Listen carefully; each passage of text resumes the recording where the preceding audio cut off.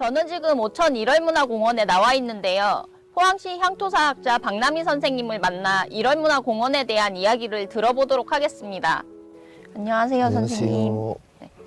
제가 포항 살면서 일월문화공원 처음 와보는데 이 공원에 대해서 간단하게 소개해 주시겠어요? 예, 감사합니다. 우리 일월문화공원은 작년 12월에 준공을 했었습니다. 그리고 이 일월문화공원 취지는 우리 연호랑 세원녀가 살았던 마을이었기 때문에 우리 일월 문화정신, 또 우리 포항시에도 그런 학술 세미나가 있었고, 또 포항시에서 우리 정신적 지주는 연호랑 세원녀라는 어떤 학술 세미나도 열었습니다. 포항시의 1인자다 라는 그런 지도 있고요. 우리 연호랑 세원녀에 대해서 잠깐 말씀을 드리겠습니다. 연호랑이 하루는 바닷가에 해초를 주우러 나갔다가 이상한 바위가 바닷가에 세워져 있길래 그 바위 위에 올라서게 됩니다. 그 바위가 움직여 일본으로 건너가게 되고, 이를 이상하게 여긴 세원녀가 바닷가에 신랑을 찾아 나서니, 그때도 마침 이상한 바위가 세원녀의 신발이 놓여져 있었답니다. 그래서 세원녀는 그 바위를 올라서자마자 그 바위도 또한 일본으로 건너갔다라는 설화가 나오기도 하죠. 그리고 일본에 도착하니 일본에서는 하늘에서 보내준 신이다라는 어떤 그런 추대를 받았었고, 또 왕과 왕비를 연호랑 세원녀를 왕과 왕비를 자리를 주었답니다. 그러자 신라 당시에 아달랑왕 153년 당시에 갑자기 마을에 해가 사라졌답니다. 귀하게 여겨 주위에 있는 유명한 사람 불러서 물어보니 연호랑 세원녀가 일본으로 건너갔기 때문에 해가 사라졌다라고 합니다. 그래서 왕은 다시 연호랑 세원녀를 모시고 오라고 사신을 보냈으나, 연호랑 세원녀는 내가 여기 일본에 온 것은 하늘의 뜻이니 돌아갈 수 없다. 그러나 세원녀의 짠 비단을 가지고 우리 포항에 있는, 지금은 위치는 해병사단 안에 있습니다만은, 일월지에 가서 제를 올리면은 다시 해가 돌아올 것이라는 계시를 내립니다. 그 비단을 가지고 가서 일월지에 제사를 올리니 온 세상이 환하게 밝았다. 햇빛이 돌아왔다. 해가 돌아왔다라는 설화가 나타나기도 하죠. 그래서 이 마을이 지명이 세계일입니다만은 온 세상에 환하게 빛이 비쳤다. 일월지 연못과 우리 또 광명리, 우리 지역에 또 광명리라는 마을이 있습니다. 그 광명리도 빛광자를 쓰기도 하죠. 그 광명리에 있는 연못도 동시에 빛이 비쳤다 해서도 광명리. 세계리는 온 세상이 환하게 밝았다라는 취지로 세계리로 지명되고 있습니다. 지금은 또 인구가 당시에는 세계 1위였으나 인구가 불어나고 또 사람들이 많이 찾아오게 되니까 분동이 되는 거죠. 지금은 1리, 2리, 3리, 세계 5리까지 지금 마을이 형성되어 있습니다. 그렇다면 이 일월문화공원을 잘 보존하고 발전시키기 위해서는 어떤 부분이 필요하다고 생각하세요? 네, 맞습니다. 홍보도 해야 되고, 또 실제 오천 원민들도 이곳이 있는지도 모르는 사람이 더 많아요. 포항시면 더욱더 모르겠죠. 그리고 이 연호랑 세원녀가 살았던 마을, 우리 세계리 마을을 같이 한 공원이 될 것이고, 또 아쉽다면은 지금 세대들은 역사에 대해서 관심이 별로 이렇게 소홀하기 때문에 굳이 설명을 하면은 우리 세대들은 조금 난해해, 힘들어해요. 역사를 설명하다 보면은. 그래서 차라리 이 공원에 체험 공간 부스를 만들어서 예를 들어서 연호랑 세원야가 비단을 짜서 보내줘서 빛이 돌아왔으니까 비단 짜는 배틀 체험이라든지 또 새와 관련된 어떤 체험 공간을 부스를 마련해서 찾아오는 손님들에게 관광객들에게 연호랑 세원야의 어떤 일을 정신을 전해주는 방법. 또 아쉬운 점이 있다면은 포항시에서 이렇게 문화해설사들이 나오셔서 오시는 분들에게 그 연호랑 세원야 마을, 또 우리 오천읍의 자랑거리인 1월 문화공원을 같이 곁들여서 설명을 해줄 문화해설사가 있다면 더욱더 저는 환영을 합니다. 이 부분을 주목하셔야 할 부분이 바로 그 1월 공원 옆에 있는 해병훈련단입니다. 이 해병훈련단은 병, 하사관, 여군, 장교까지 모든 어떤 해병대에 관련된 훈련을 하는 장소입니다. 재미있는 사실은 한 달에 한 번 또 입영 날짜와 또 수료식이 있습니다. 입영 그 연못을 보면요, 풍경을 보면요, 한 해에 한 번 기수가 상당히 많이 이렇게 찾아오시고 그 가족 그 입영하는 병사의 가족 수를 계산한다면 엄청난 전국에 이렇게 손님이 여기 오십니다. 또 여기 오셔가지고 이 공원도 보시고 또 이 공원이 또 무슨 공원인지 해병대 훈련단을 위해서 하는 공원인지 연호랑 세원야 공원인지 아니면 이 마을에서 갖고 온 공원인지 어떤 이런 부분도 전국적으로 홍보할 수 있는 좋은 기회가 아닌가라는 저는 그렇게 생각합니다. 네, 우리 리포터님도 젊은 세대잖아요. 네. 그래서 저 재밌는 얘기를 하나 들려주고 싶어요. 제가 있는 곳 뒤편에 보면은 지명 유래 가운데 왕자의 산이라는 지명이 나옵니다. 왕자의 산. 왜 왕자의 산이에요? 왕자님이 살아셨나? 아니면? 글쎄요. 그래서 저도 이렇게 자료를 찾다 보니까 왜 왕자의 산인가? 왕자가 살진 않았을 텐데 신라 당시에 어느 왕자님이 바다가 너무너무 그리웠답니다. 보고 싶었어. 그래서 말을 타고 몰래 궁을 빠져나와서 여기까지 오기는 상당히 거리가 멀지만 그 당시에는 서울이 경주잖아요. 경주궁에서 여기까지 오는데 능선을 타고 말을 타고 출발해서 여기까지 왔답니다. 이 마을까지. 그래서 바다를 가려고 했었는데 갑자기 많이 산이 절개되어 가지고 절개는 갑자기 이렇게 절벽이 생기는 거죠. 산이 능선이 이렇게 있다가 갑자기 산이 절벽이 나타나는 바람에 절개가 됐다가 그러죠. 그래서 말을 건너가지 못하고 여기서 한없이 슬퍼하면서 동해 바다를 보고 돌아갔다라는 자료에 의하면 그래서 여기는 산은 왕자의 산이다. 왕자가 다녀갔다.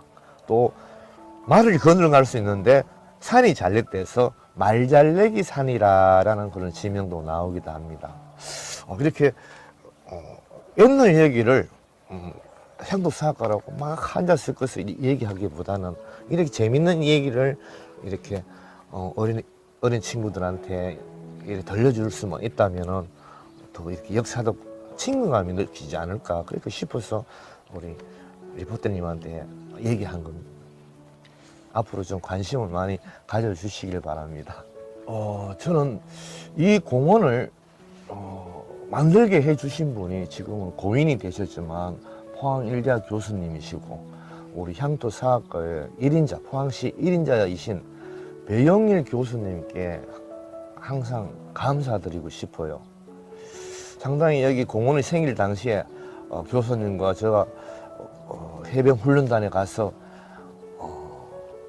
건의도 하기도 하고 항의도 하기도 하고 상당히 이 공원 조성할 때 조금 힘든 부분이 있었습니다. 그 자세한 내용은 다음 기회가 있다면 제가 말씀을 드리고요. 사실 처음에는 연호랑 세원야는 다 포항 시민들은 술 한 잔만 알고 있었어요. 네. 실존 인물은 아니다라고 그렇게 얘기 있었고, 당시에 또 우리 그 배영일 교수님이 열정적이신 분이고, 연호랑 세원여에 대해서는 1인자이십니다. 저도 밑에서 배운 입장이기 때문에, 배운 제자로서, 향토사학과 제자로서 배웠으면 그 열정은 저보다 더 높으시고요. 첫회 연호랑 세원여 세미나를 열었을 때 그냥 그 연호랑 세원여 이 고장이 어떤 이 마을에 살았다는 자료를 갖고 우리는 처음에 학술 세미나를 열었었어요. 두 번째 할 때는 정말 그 자료를 우리 그 포항지 향토사학과들이 또 모여서 현장을 답사하고 자료를 찾고 다시 세미나를 열었을 때는 실존 인물이었다라는, 그게 또 그 문화재 자료 문화청에다 또 이게 통보합니다. 결과물을, 세미나 결과물을 통보하게 됨으로 인해서 그 계기로 이제 실존 인물의 포항시의 정신적 지주로서의 연호랑 세원여 회를 한번 가진 적도 있습니다. 포항시에서. 그만큼 우리 지역에 해와 달이 상당히 관련이 있다. 해와 달은 우리 지역에, 그래서 아마 전국에서 호미곶에 해맞이를 하러 오는 것도 네. 아마 이 포항하고 연호랑 세원여도 같이 관련이 연관이라 그럽니까? 우리 저 블로그나 하면 연관 검색어라 그러나요? 어떤 그런 그 당시에 어떤 그런 맥락이 아닌가. 우리 오천이란 뜻도 오천의 오자도 연호랑 세원여의 오자요. 연호의 오자요. 세원여의 오자. 우리는 오천의 오자를 단순하게 외지 사람들이 항상 하시는 말씀이 까마귀 동네다. 까마귀 오자를 쓰니까 오천이다. 실제 그 교육용 한자, 학교에 배우는 고등학교까지 교육용 한자 1800자입니다. 그걸 우리가 빨리 공부를 시험치기에서 외우기 위해서 쉽게 까마귀 외우다 보니까 지금 세대들도 이제 이 동네에 까마귀가 막 날아다니고 온 세상에 까마귀가 사실은 오천의 오자는 삼저고, 삼저고라는 뜻은 태양 속에 상상의 나리를 펴는 검은 무리떼가 새가 있는데 맨 앞장서서 진두지휘하는 검은 새가 세 발을 가질 것이라는 상상의 새가 바로 삼저고입니다. 삼조고. 삼저고에 태양을 나타내는 오천의 오자, 해를 맞이하는 고장 오천의 오자. 연호는 세원은 같은 맥락입니다. 그래서 오천이 있고 우리 이웃에 연일읍 같은 연일읍이 있죠, 그죠? 오천은 해가 뜨는 것이고 연일이라는 뜻은 해가 떠서 오래도록 지속하고 이어진다라는 그런 뜻에서 연일이라고 해요. 그렇다면은 이 우리 지형을 보면은 전국적으로 제가 답사에 가봤지만 어느 시간 오후 시간 되면 우둑우둑하는 그런 마을이 있을 거예요. 갑자기 뭐 해가 늦게 뜬다든지 어떤 지역에는 또 갑자기 해가 빨리 진다든지, 그건 높은 산, 뭐 건물 그 영향도 있지만 그 영향으로 해가 빨리 지는 경우가 있을 거예요. 하지만 우리 오천은요, 해가 떠서 질 때까지 아무도 방해를 하는 곳이 없어요. 주위 보시면 이렇게 분지처럼 생겼죠. 해가 떠서 질 때까지 아무런 장애물 없이 이렇게 가기 때문에 우리 옆 마을에 연일읍 오천은 해가 뜨고 해가 오래도록 지속한다 해서 연일이라는 지명이 생기게 되는 거죠. 연일 어민들한테는 조금 죄송스러운 말씀인데 연일읍 마을 지명에 오천리가 나와요. 아, 네, 본 적이 있어요. 연일 어민 죄송합니다. 오천리가 바로 거기가 까마귀 오자를 씁니다. 그걸 자꾸 오해를 하시고 연관을 지으시는데 지명률이 정확하게 나옵니다. 오천리는 여기 우리 지역 오천하고 별개의 어떤 마을이라는 것을 이 기회에 말씀을 드리겠습니다. 우리 연호랑 세원여는 제사장이었다. 태양을 숭배한 옛날 토테미즘 문화에 나오듯이 태양을 숭배합니다. 우리 옛 그 신라 당시 사람들 맞잖아요. 지금은 또 종교가 있지만 그 당시에는 종교도 없고 아무것도 없는 상황에서 그 태양을 숭상하고 우르를 보는 제사장이 바로 연호랑 세원녀였다. 이를지에서 여기 연호랑 세원녀가 계시다가 이제 이를지를 건너가서 또 거기서 다른 업무도 보시고 또 마을 사람들에게 좋은 말씀도 해주고 농사 짓는 데 필요한 어떤 자문도 해주고 또 어느 순간에는 또 마을 사람 다 불러 모아서 제사를 올리고 어떤 제사장 역할을 했었다라는 그런 자료도 곳곳 발견되기도 합니다. 그리고 연호랑 세원녀에 대해서는 그 이를지는 아쉽지만 그 해병 사단에 그 위치하기 때문에 마음대로 우리가 접근할 수 없는 부분도 있어요. 사실은 그 토요일 날 해병 사단에서 그 사전 예약을 받고 있습니다.